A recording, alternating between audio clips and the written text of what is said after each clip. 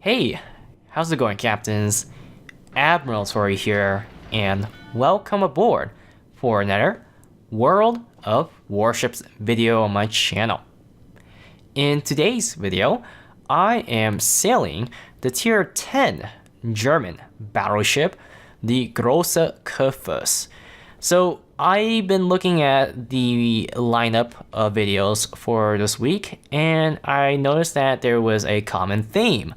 And that is, most of the gameplays that I plan on uploading for this week deals with a German ship. So the previous video is with the Tier 7 German destroyer, the Liebreich Maas. And today we're going to be switching up to the battleship class in the Kurfurst.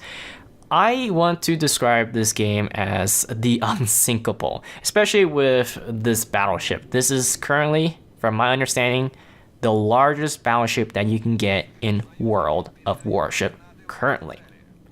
And putting the word unsinkable, it's kind of fitting, even though realistically speaking, I do get sunk in the Kurfurst quite a bit. And part of that reason is because right here, you're noticing me going into the A flag, and this will get me killed, but I'm having full confidence with my team, and judging from the spawn, I spawn on the lesser side with less enemies to shoot at me.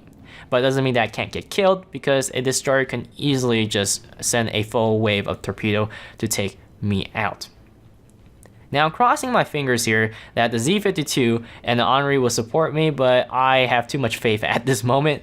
But I'm going to force it anyways, because German battleships, the selling point are the secondaries. You either go big or go home for me. I mean, that's the biggest reason I grind on a German battleship. I'm not going to sit at a fair distance trying to send big full salvos that I expect to be accurate, because the guns aren't accurate beyond 12 to 13 kilometers. They're going to straddle, and they have awful firing angles, so you gotta show a lot of broadside. If I wanted to play that way, I would have just went on to my Montana and showcased a Montana gameplay, or play my Yamato or any other ship. Today is the day that we're going to show the Unsinkable with the Kurfurst by going guns blazing with the secondaries and main battery against the enemy. Montana, Rune are spotted. Friendly Audacious gave us perfect intelligence to go in. Enemy destroyers on the A flag. At this moment, I'm waiting a little bit. I slowed down.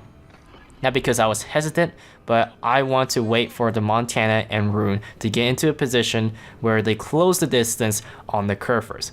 I want them to fight me on my turf, my territory, which is the 12 to 10 kilometer secondary range. Right there, fire our first salvo. That is pretty good grouping for a Kurfurst.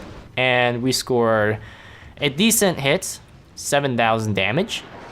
So right here, I know that the enemy destroyer is nearby. I'm not that stupid. It is a Lightning, which was spotted by the friendly carrier, I believe. And for some reason, Lightning is going all the way in, putting all of her money onto this damn Kurfurst, right? So yeah, really ballsy by the Lightning. Of course, she's sending her torpedoes, but I'm actually in a position to dodge those torpedoes.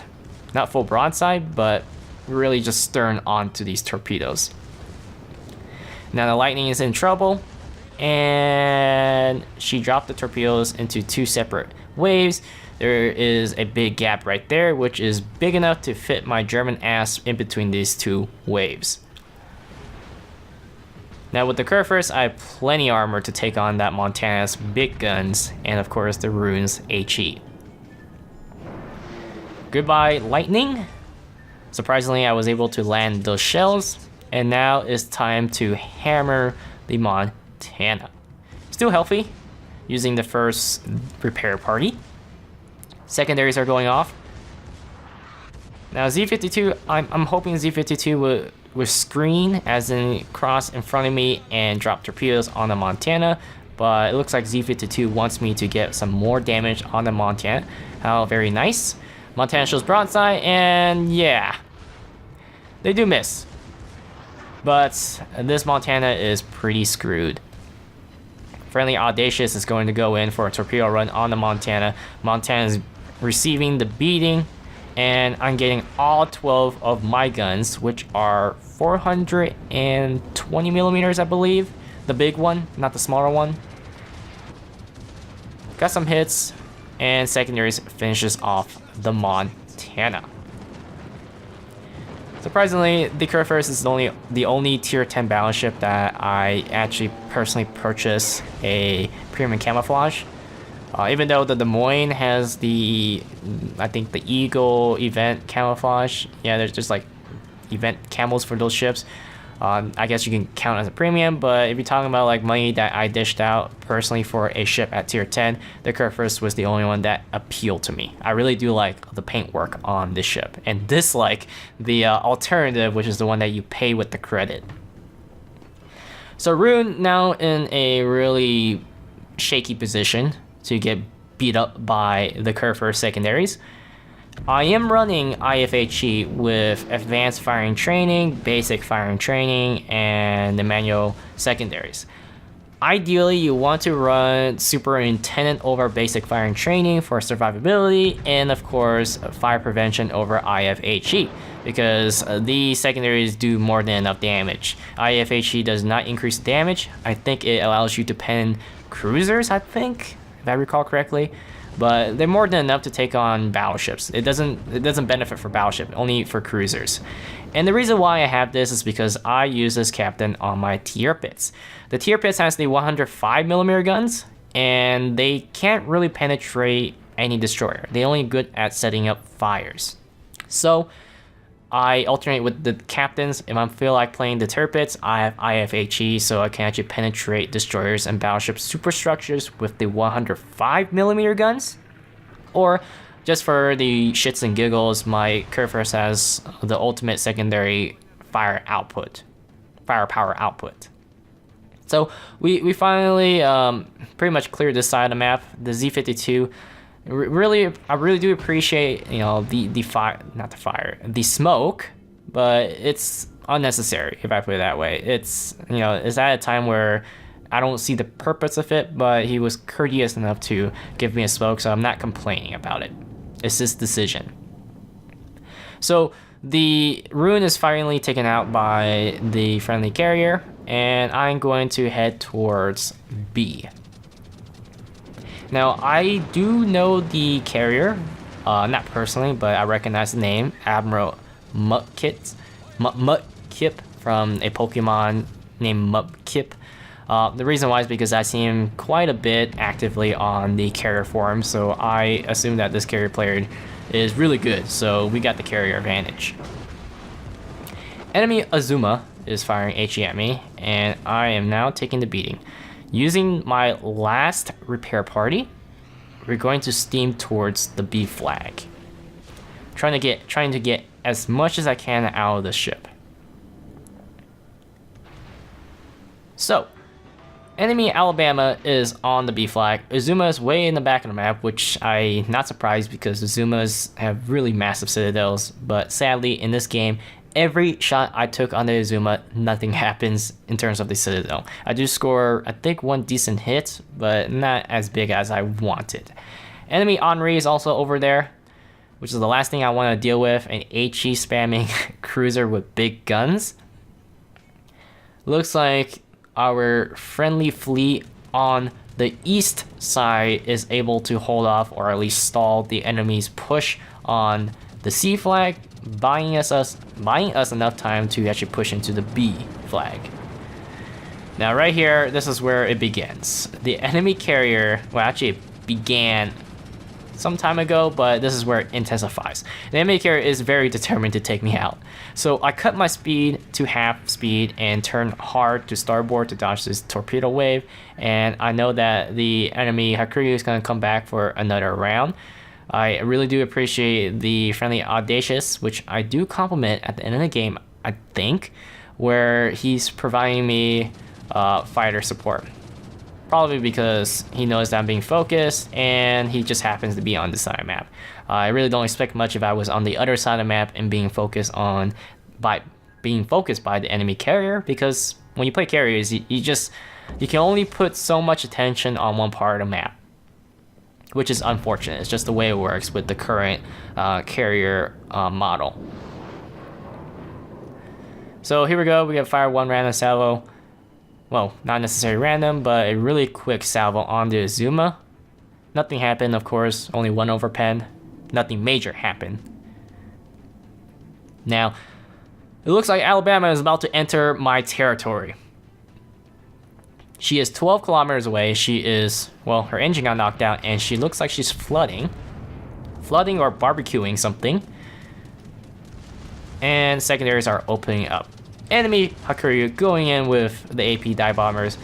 The Kurfurst, of course, is susceptible to AP bombs, so I make sure to make an effort to actually turn, and those horrendously missed. If you notice that most of the bombs landed on the port side. Now I know that the enemy Hakuryu is going to come from the stern on with the AP bomb, so right here I'm trying to turn hard to starboard. Secondaries, well, at the same time, secondaries will be able to open up on the Alabama full on. And here we go, here's the drop. See what happens. A decent amount of damage, 8,500. Now I decided to fire on the Azuma.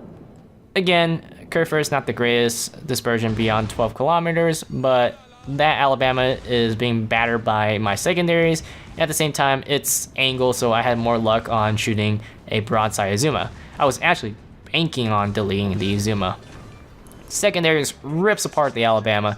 The American battleships have like 32 millimeters and 40 some millimeters on the deck, and since I have IFHE, I think my 150s were able to actually penetrate the deck.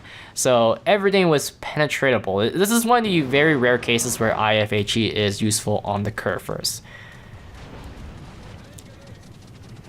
Hakuryu has a choice between using those rockets on the Zhao or me, and decides to use it on the Zhao, which is smart because those rockets won't be able to penetrate my deck, can only penetrate the superstructure. But don't worry, she's gonna be back, and she's going to be trying to get some rockets onto my superstructure. Henri is just trying to farm damage on this big target. Fire on the Henri, and unfortunately, they fell short. Only a few penetrated that Henri. And right here, hard turn to port, causing the Hakuryu to miss most of her rockets, near miss onto the bow of my ship. Here we go. Now this is what I'm talking about, Z52. This is the opportune time to use smoke. Now this is German smoke, so it's not the greatest when it comes to the duration, but it's enough time for me to survive. And right there, I activated my, I popped open the UI for the AA sector, and you might notice that the middle part of the circle is gone because all of my medium AA has been shot up and destroyed by the enemy carrier and the 2 cruisers. Yeah, I'm almost dead, but this is not the closest. You're about to see even closer. So I'm waiting for a bit. Looks like the Hakuryu has given up on me for now, and it looks like those AP bombs are going to go for the Henri. The East Fleet has finally pushed into the C flag. They're pushing forward, pressuring the Hakuryu and the Azuma and Henri to the back parts of the map.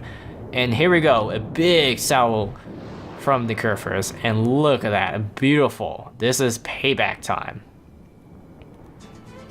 And we got lucky and able to citadel the Hakuryu.